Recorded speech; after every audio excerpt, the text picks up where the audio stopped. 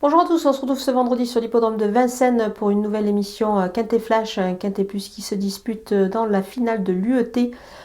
C'est une belle épreuve réservée à des chevaux âgés de 4 à 11 ans. La distance de 1100 mètres, c'est le parcours derrière l'autostart. Et ici, l'autostart à Vincennes, c'est 9 en première ligne, et donc ils ne seront que 4 derrière. Voilà, on peut voir que c'est un lot quand même assez intéressant, vraiment des champions en piste. Ils ne sont que 13, mais un lot bien homogène.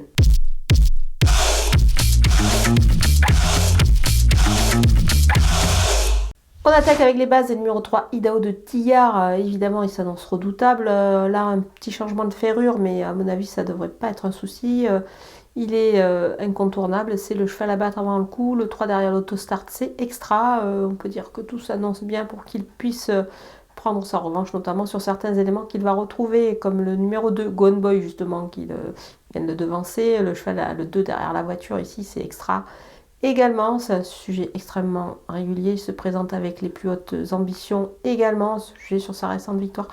Vraiment, c'est un très très bon élément en piste. Le numéro 1, Ampia MDSM, elle revient sur la piste de Vincennes, elle a tiré l'as derrière l'autostart. C'est vraiment pas mal du tout, c'est vraiment une super jument, donc on va la surveiller de très très près également.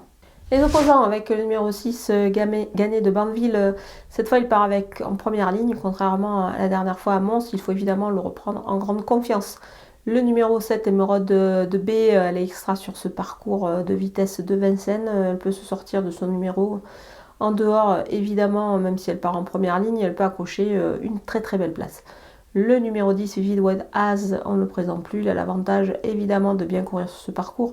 Avec le 10 derrière la voiture, on peut émettre un léger bémol, mais il est capable de s'en sortir et de venir prendre une place. Le numéro 4, Boruts Victory, effectue une petite rentrée ici, mais attention, il peut bien faire d'entrée de jeu, je pense, un petit peu sur une fraîcheur, surtout sur ce tracé réduit qui va l'avantager.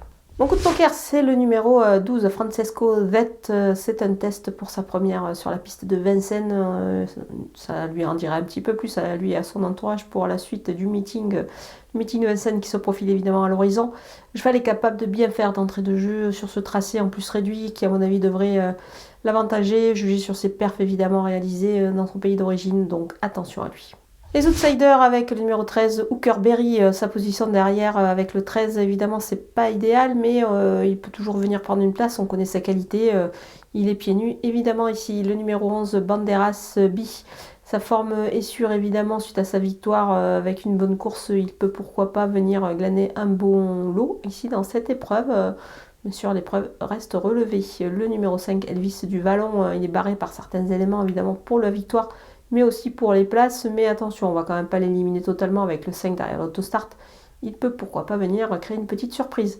Le numéro 9, Oracle, il est sur la montante depuis son retour, donc on peut s'en méfier évidemment, étant donné que le lot est assez creux. Au niveau du nombre de partants, pas de la qualité, voilà, le lot est relevé, mais il peut pourquoi pas venir créer une petite surprise également lui. On termine avec les délaissés, ou plutôt ma délaissée, évidemment avec 13 partants, difficile d'écarter pas mal de concurrents.